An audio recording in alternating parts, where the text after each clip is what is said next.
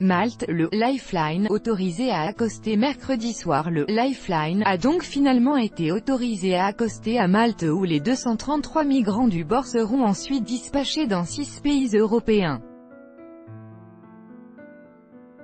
Hermine Pochmann mit son Lifeline Reuters après 5 jours d'attente à 30 miles des côtes maltaises. Le bateau de l'ONG Lifeline devrait accoster dans un port de l'île de Malte avec quelques 233 migrants à son bord dans la soirée.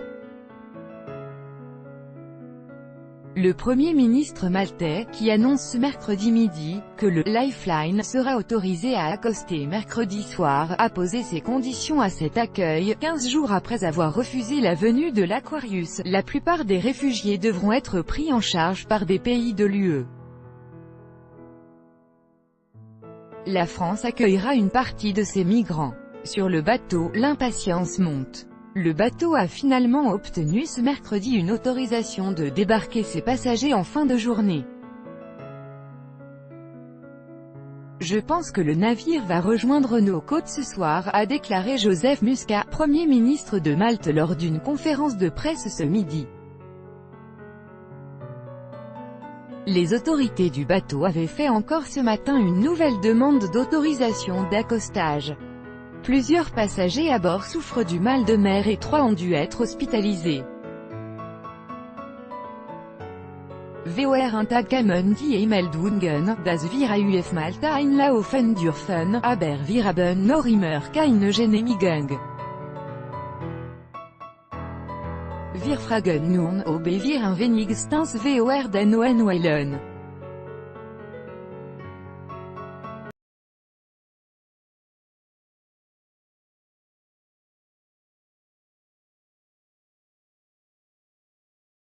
Les migrants seront répartis sur 6 pays, dont la France, à raison de quelques dizaines d'individus par pays d'accueil, précisé hier le président français lors d'une conférence de presse à Rome, à l'issue d'une visite au pape François. Visite, lors de laquelle il a largement été question de ce dossier sensible.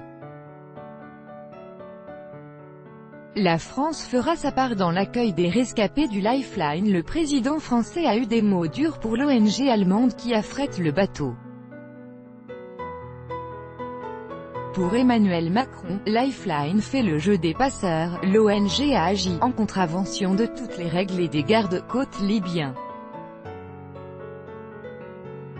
L'ONG répond indirectement ce mercredi en disant dans un communiqué que le seul ordre qu'elle ait enfreint est celui de livrer les rescapés aux gardes-côtes libyens parce que cela aurait été contraire à la déclaration de Genève. Mais la France fera sa part dans l'accueil des migrants. La France fera partie des quelques États membres qui prendront des personnes qui se trouvent aujourd'hui sur le Lifeline lorsqu'elles arriveront dans un port européen. Et l'OFPRA, d'ailleurs, déjà en route vers Malte pour pouvoir procéder à cette mission. Ces 6 États membres de l'UE accueilleront des migrants en quantité extrêmement limitée, mais c'est comme cela qu'on fait fonctionner la solidarité européenne, ajoute le président français.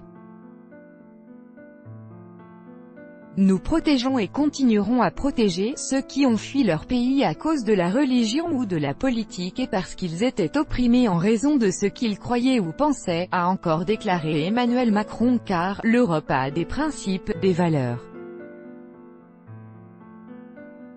Ceux qui ont fui leur pays, non pas parce qu'ils étaient opprimés en raison de ce qu'ils croyaient, de ce qu'ils pensaient, mais pour essayer, parfois pour céder à des sirènes d'un avenir meilleur ou pour essayer d'aller mieux, parce que dans leur pays c'était difficile. Je leur dirais que l'Europe peut prendre sa part, mais elle ne peut pas prendre plus que sa part, a-t-il conclu.